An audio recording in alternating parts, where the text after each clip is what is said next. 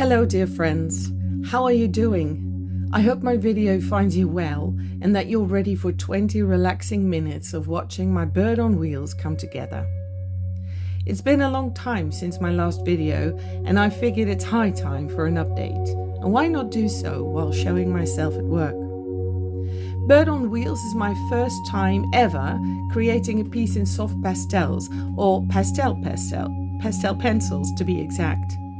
I never work with them much, as any scratching sound and sense give me goosebumps from head to toe. But then I saw a really lovely piece of art on Instagram by Ed Binkley called Bandy-tailed Grublin with Young, and I fell in love with the use of its colour and texture, so I had to give something like that a try. In my haste, I thought his work was done in oils. I wasn't going to do that. You see, I just found a lovely piece of 100% handmade cotton paper, and I was determined to work on that as I loved the organic feel of it. I knew I wasn't going to achieve anything in the atmosphere of Ed Binkley's work in watercolour, so then I took the plunge and finally opened my box of Carbothello pastel pencils that had been lying around unused in my studio for over a year.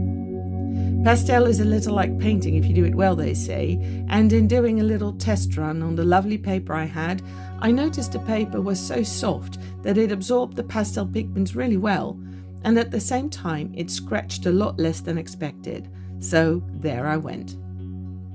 Although I'd been following Ed Binkley on Instagram for years, I didn't know anything about him as an artist. So while I started on this piece, I put on a long interview with him that I'd found online. You will find a link to the interview in the video description below this video. It was in this interview that I found out his work wasn't oil paint at all. He uses coloured pencil. I immediately paused the interview and looked up the piece I was using as a reference, and indeed, his bandy-tailed Grublin was done in ink and coloured pencil. Wow! But there was an even greater surprise in store. In the interview, Ed told Chat, the interviewer, that he is actually colorblind. His wife, who is also an artist, gathers his colors for him, and then Ed Binkley manages to pull off such beautiful, almost monochromatic or duochromatic drawings.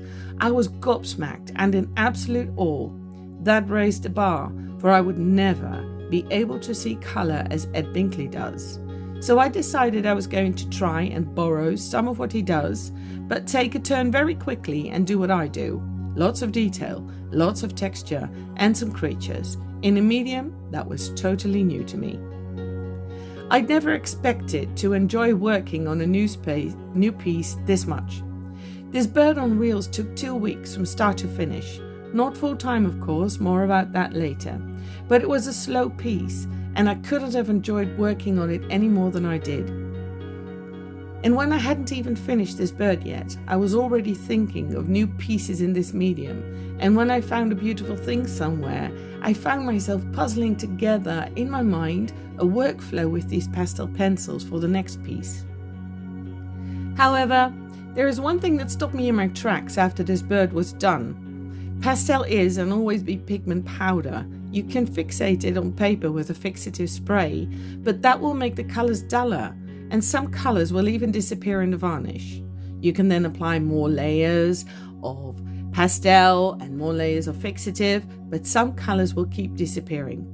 So if you want life in work, your final layers must always be pastel, and you can't ship it, as any bouncing of parcels will tap the pigment off the piece. There are other types of paper to work on with pastel, but they are scratchy, sandpaper-like, and that they don't appeal to me because of the goosebumps thing, right? So at this moment, I'm doing what Ed Binkley does. I'm giving coloured pencil a try on a new piece. It's not working out as lovely on this handmade paper though. I do not achieve the fresco-like atmosphere that I achieved in the bird on wheels, so I'm not yet sure if I'll continue, but let's see. And let me give you an update on life and my work first.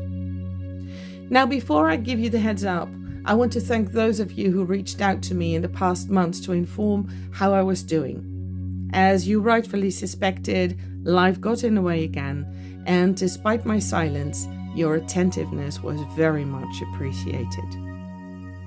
So, life. Where to start? I want to try and not be too wordy this time, but a lot has happened. As you may know from previous videos, I dealt with chronic abdominal pain for years. Miraculously, I found a cause and a solution, and I couldn't wait to get back to life as I knew it from before the pain. Unfortunately, that didn't happen. One of the things I used to do was take long walks on every weekday. But when I laced up my walking boots and stepped out of the house again, I soon noticed a lot of pain in my foot. Initially, I thought it was a lack of exercise, but the pain didn't get any better with practice. On the contrary. So after about half a year, I had x-rays taken and landed in a new medical treadmill. The bottom line was that my joint in my right ankle was worn down completely. They could do surgery, but first I'd get shoes to fix the pain. The shoes, however, made the pain worse. After spending a fortune on 2 pairs of handmade shoes that didn't do what they promised, and after a lot of time passing in the process, I wanted to see a better foot doctor. Aside from wanting to get fixed, I also wanted to know what the cause of this damage was. Thus far, the people I asked had no answer, and that frustrated me. My wonderful doctor sent me to the specialized hospital in the field, and much more time passed, waiting lists. But when I finally saw the surgeon, he was much more thorough in his approach, and he was able to tell me the cause of the problem. Unbeknownst to me, I'd been walking around with a damaged ankle almost my whole life. The damage was the result of an accident I had as a child, you see. At the time, we knew the left foot was damaged, but even though the accident happened with both feet, the surgeon at the time never thought to have an x-ray taken of my right foot as well. If only he'd done that. But it is what it is. And that's a pity, to put it mildly, because today the damage in and around my right ankle is so great that no surgery would fix the problem. In fact, I run a very high risk of worsening the situation to the point where I lose all mobility. Now I can still drive a car, ride an e-bike and walk around a little bit and do chores in the household and stuff, and I don't want to lose that. So the decision was no surgery. This leaves me with lots of pain and limitations, so you can imagine it was a blow in the face and it left me exhausted. I now had to add a new characterization to my identity as well: disabled. Not to mention the practical consequences I was going to have to deal with now. But again, it was what it was. So I went back to my own wonderful doctor and told her I needed help dealing with my new situation. And that's where I'm lucky to be living in a country that actually offers this kind of help. New waiting lists, but patience was rewarding, for I was signed into a rehabilitation program. Now I'm getting assistance from a team of very friendly professionals from various disciplines to learn to deal with pain, energy management, and practical consequences of and solutions for my limitations. So, despite the bad news, I feel grateful and confident that I will learn to live an active and meaningful life again with the one wonky foot. What I'm also grateful for is that I have my art. I can't begin to express how much comfort I found in laying down my story in my journal illustrations. And all the difficult thoughts and feelings that are so hard to capture in words, I could lay them all down on paper to help me understand them. And sometimes I could show them to others and make them understand what I was going through. In all situations, my illustrations were extremely helpful in this process. I made some other art too, but I think that somewhere along the way I realized this is not the time to think of work as something I did for the outside world. I needed to withdraw and quote-unquote work for myself and on myself. I needed my energy to get back up on my feet first. I'm still at that stage, although I've garnered some more energy, so I am peeping into the outside world a bit, and I'm making this video to share my work and story. And in the back office, I'm working on a new website where I want to make room for my illustrated journal, as it's become a more important than ever tool for me. Some people wonder why I share such intimate illustrations, but it is what Rick Rubin says in the book, The Creative Act. Whether it's music, dance, a movie, or a painting, art heals both the maker and the audience. And it's true.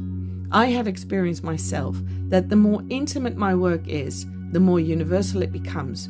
You see, we all experience the same emotions and think the same thoughts that are so hard to put into words. Our stories may be very different, but we recognize those feelings and those thoughts in art. And when we do, the recognition brings some form of healing, because then we know we're not alone in this. And that gives us energy and courage to plow on and deal with our own story. So I'm on a mission. And even though my energy is not back up to par yet, and even though I'm in recovery mode still, I feel quite okay. And I hope this video is a reflection of that, for I intend to make more videos like this one. I hope you like it and would love to hear what you think about it, so it would please me if you left a comment about your experience. I will read them all and comment as much as I can. And if you have a good piece of advice on how I could ship a pastel drawing, then I'm all ears. I've fallen in love with this medium and would love to continue my exploration and maybe even sell my work. With this, my update has come to an end, but please, by all means, you can stay to watch the finishing of my birds on wheels. I hope you're enjoying this video, and I want to thank you very much for watching. Take good care of yourself, both online and in real life, and we'll be seeing each other again in my next video. Until then, bye bye.